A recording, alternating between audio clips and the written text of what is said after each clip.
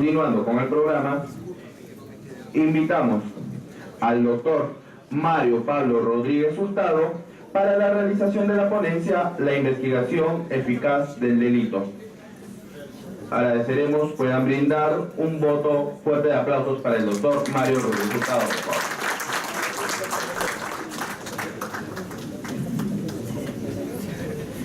Señores, buenas noches. El derecho no puede desvincularse de la realidad porque pretende ilusamente encaminarla. Y la más de las veces se lo instrumenta para que realidades crudas y poderes subalternos se entronicen. Y esto se nota a cabalidad cuando hablamos del nuevo código, porque siendo un arma de cambio en el ámbito normativo, merece las peores propagandas, porque se dice y se afirma que el código es prodelincuente, extremadamente garantista, puerta giratoria y causa primera de la inseguridad ciudadana. Eso es lo que todos los días se señala y se expone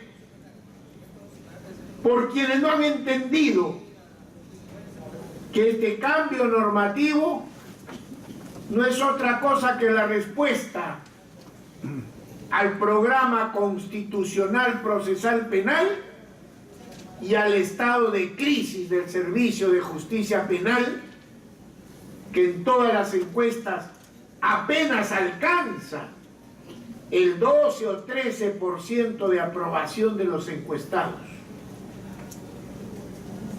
Y sin embargo, siendo que este cambio es tan trascendente, se despotrica de él, se lo remienda para afectarle la esencia, el elán reformista que trae, y se le echa las culpas de todo lo que como inseguridad se siente. Y a sabiendas, con conocimiento de causa. ¿Por qué? Porque eso vende, eso da réditos. Cuando bien podríamos distinguir claramente prevención de procesamiento y represión, no es posible al sistema de justicia penal reclamarle por la prevención cuando solo interviene cuando ésta ya fracasó y el delito ya se produjo. A fiscales, jueces, policías pesquisas, defensores privados y públicos, hay que reclamarles no por la prevención, sino por la calidad del procesamiento y de la sanción cuando corresponde de un hecho criminal ya suscitado.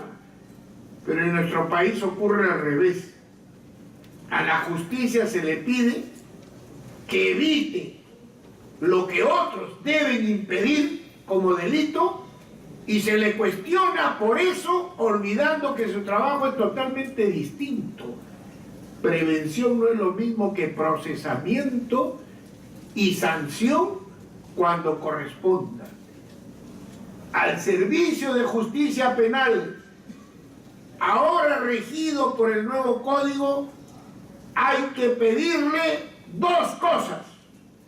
Y eso es lo que realmente significa la contribución, o podría significar la contribución del sistema de justicia. Primero, que no haya impunidad frente al hecho criminal cometido. Nadie debe estar por encima de la ley. El proceso penal debe ser la forma concreta como el Estado de Derecho se cumple frente a las acciones de cualquier persona. de cualquier grupo de personas, de cualquier interés que pueda afectar las reglas básicas de la convivencia que están previstas en términos de prohibición en el Código Penal. Un servicio de justicia que permite la impunidad causa desasosiego, intranquilidad, desgano, repudio en el marco del procesamiento. Pero también, ojo con esto, que lo olvidamos casi todos los días, el servicio de justicia debe evitar el error judicial, o sea, castigar a quien no es culpable, castigar a personas contra las cuales no hay prueba suficiente o ante las cuales hay duda o cuya inocencia se ha podido establecer de manera clara. Por consiguiente, en vez de reclamarle al sistema de justicia que prevenga delitos, porque ese no es su trabajo, esa es política estatal de otro tipo, educación, cuestiones laborales, salud, cultura, vigilancia y patrullaje, etcétera. Esa es una cosa totalmente distinta. Al servicio de justicia sí le podemos reclamar, cuando el hecho ya se produjo, un procesamiento eficaz y eficiente que evite la impunidad y que evite el error judicial de castigar a quien no es culpable. Y es ahí donde nuestro código, este código maltrecho y al cual se le ha puesto todos los motes posibles para desacreditarlo, porque trae democracia, república y ciudadanía, es ahí donde nuestro código tiene, por lo menos normativamente, grandes aciertos a propósito de la investigación. Que dice el código en muy pocas palabras y muy brevemente, como gran contribución de cambio en el ámbito procesal. Primero, la investigación debe ser estratégica. Por primera vez, a quienes ejercemos el derecho se nos exige que vayamos más allá de las doctrinas, teorías y cosas absurdas que no resuelven absolutamente nada. Que seamos eficientes porque contamos con una estrategia para investigar los hechos criminales o las noticias criminales y elucidarlas. Investigación estratégica. Y segundo, investigación objetiva. Son las dos herramientas centrales que van a permitir que la investigación del delito se afronte apropiadamente. El problema está en entender qué es investigar de modo estratégico y qué es investigar de modo objetivo. Lo segundo es más sencillo entenderlo, porque el código así lo señala. El código dice que ningún fiscal, ni el más sabueso, ni el más empecinado persecutor del delito es abogado del agraviado. El fiscal es el abogado de la sociedad. A él no lo debe aminar la revancha, el reclamo multitudinario, los titulares en los medios, no. Al fiscal debe animarlo el propósito de elucidar una situación donde están involucradas una serie de personas objetivamente. Quiere decir que todo fiscal, cuando persigue un delito, cuando lo investiga, deberá siempre recoger información probatoria de cargo y de descargo. De cargo, que consolida la imputación, y de descargo, que puede favorecer al que soporta la imputación. Nuestros fiscales no son fiscales norteamericanos. Hay que quitarnos esa pelusa provinciana de creer que lo extranjero siempre es lo mejor. El fiscal norteamericano solo persigue, solo recoge pruebas de cargo, porque la defensa tiene todo un aparato para hacer lo propio con las pruebas de descargo. Pero en nuestro país ese sistema de investigación no existe. En nuestro país la investigación es única. La dirige, la conduce y la domina el fiscal. Y para que esto no sea abusivo y excesivo, el parámetro de control es la objetividad que le dice: te entrego este escenario para ti, para que investigues y persigas, con la única condición de que si encuentras información de descargo, también la incorpores y así en el momento dado serenamente digas: tengo un caso y acuso, o no tengo un caso, pido el sobreseimiento. Por lo tanto, una investigación eficaz lo será si nuestro fiscal no solo mira con un ojo como un pirata, sino con los dos ojos. Si atiende los cargos y los descargos, porque además es el defensor de la legalidad mayúscula, o sea, de la legalidad constitucional. No se puede olvidar de los derechos del imputado al que investiga, por más que éste tenga defensor, porque eso se compensa con la entrega que el código le da de todo un escenario para él como dueño y señor, que es la investigación, siempre bajo la condición de que sea objetivo. Sin eso, señores, estamos perdidos. La persecución se va a convertir en una casa de brujas. La persecución se va a convertir en la justificación y el apañamiento al amarillaje de los medios que pretenden ser verdugos, jueces, fiscales y hasta, digamos, revisores finales. Si el fiscal no es capaz de investigar objetivamente, todos estamos en riesgo de convertir la República de una república de libertades en una república de sospechas.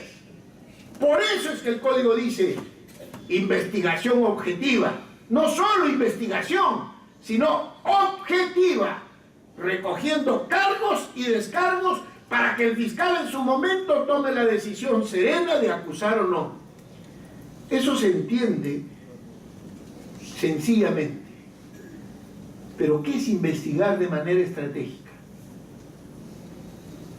¿En qué medida eso significa superar el estilo de trabajo burocrático, oficinesco, del mero trámite, de la sucesión de actividades tontas y sin un norte?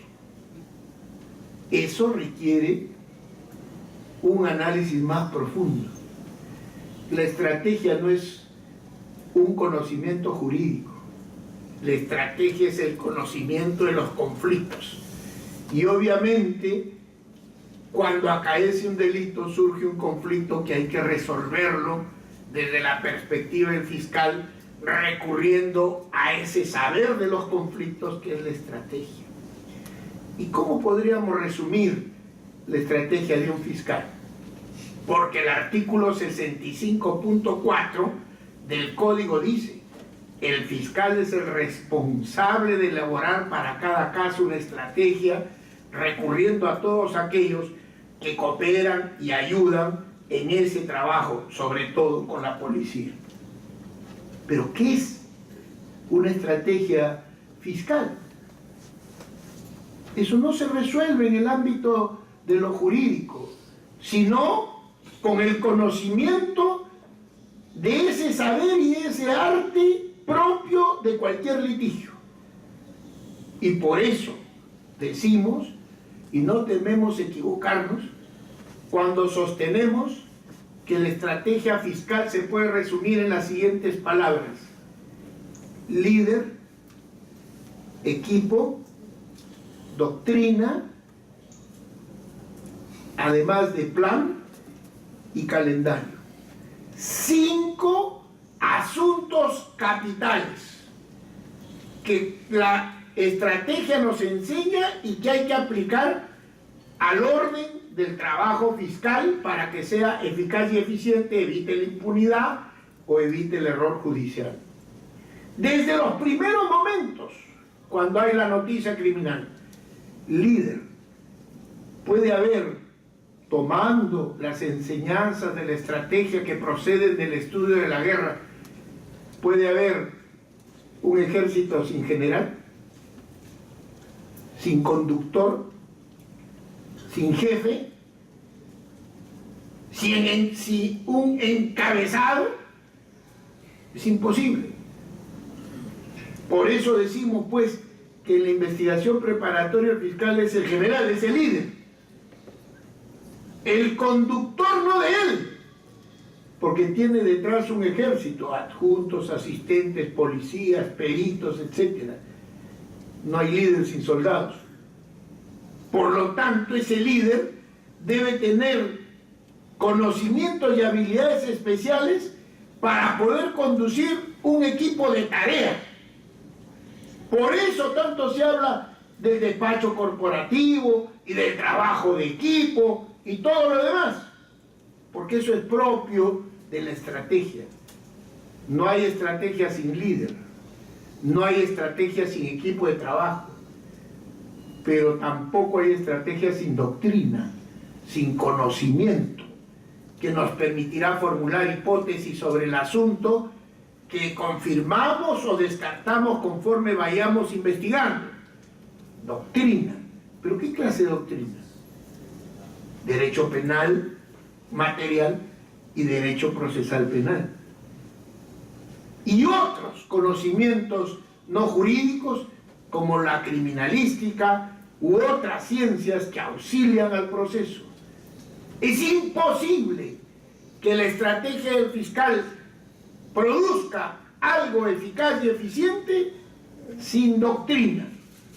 Un fiscal que desconoce aquello que el derecho penal material sustantivo establece y el derecho procesal penal no sabrá conducir las fuerzas que debe liderar.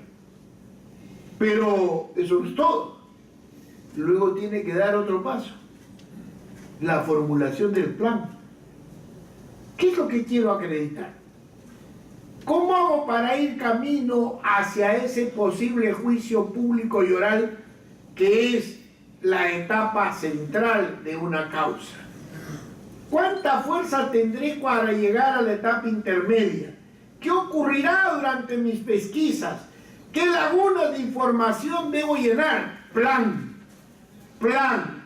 actividades priorizadas, ordenadas, centralmente aprovechadas.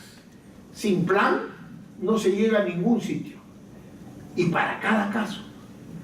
Y luego eso habrá de traducirse en calendario, porque todos ustedes saben que el fiscal no puede investigar ad infinitum o sine die, sin fin. Tiene plazos, pues cuando no los cumple puede ser sometido a audiencia de control de plazos por el juez y reencaminado, y hasta mortificado por una decisión del juez que le dice que no puede seguir en el limbo y que debe dar el siguiente paso.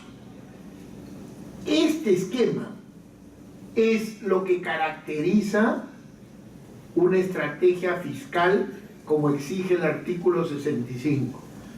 Yo invito a que todos autocríticamente pensemos y digamos en cuántas carpetas fiscales encontramos de manera preliminar o más desarrollada una estrategia para el caso concreto, un desempeño de auténtico liderazgo de un equipo de trabajo con una doctrina cada vez más sólida, que incluye también conocimiento de jurisprudencia, claro está, con un plan que sabe distinguir entre preliminares y actos de investigación formales, consecuencia de un conjunto de actividades que estén previstas en ese plan y con calendarios que no nos agobien, que no nos asfixien, que no generen dilaciones indebidas y seguramente al final controles de plazo que se reclamen por las partes afectadas en virtud del plazo razonable. Por consiguiente, entonces, la investigación por primera vez nos exige resultados.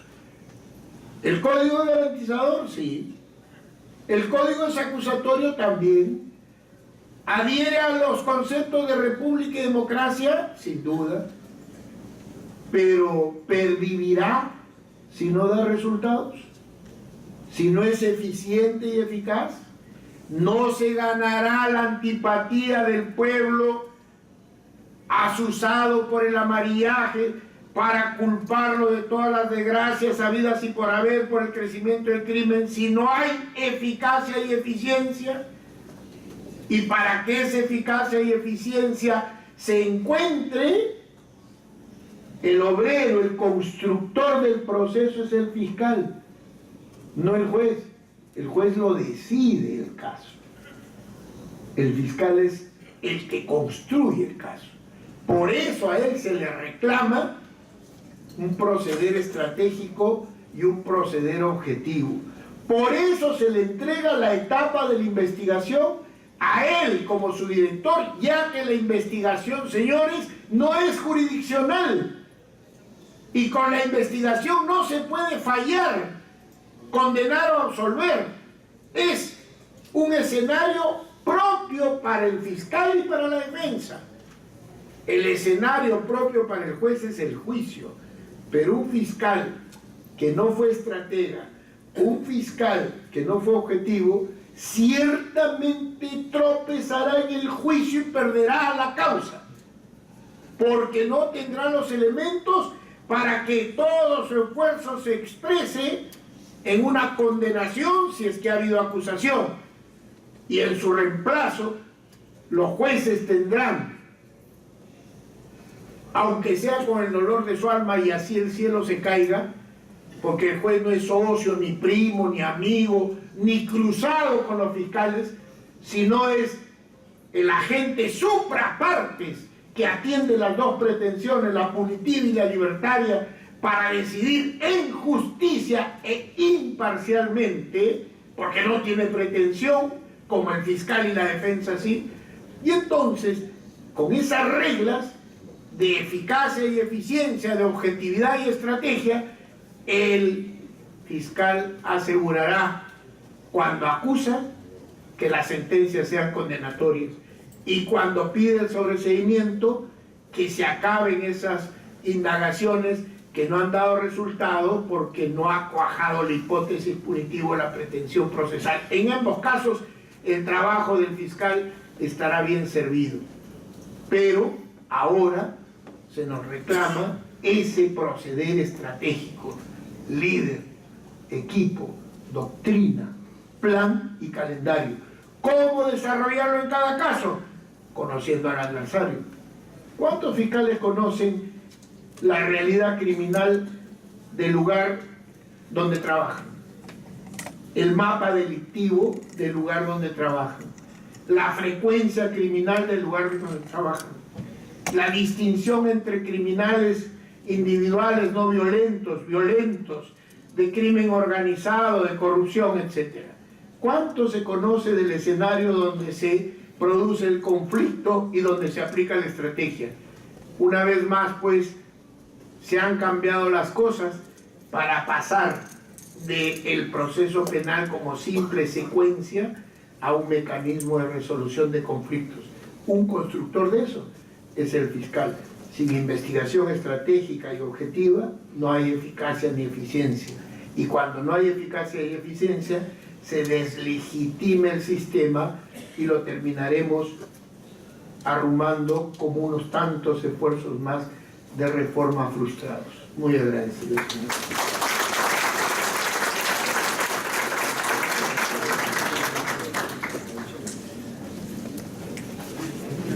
el doctor Portugal Catacora hará entrega de reconocimiento institucional al doctor Mario Pablo Rodríguez Hurtado por la magistral ponencia La investigación eficaz del delito.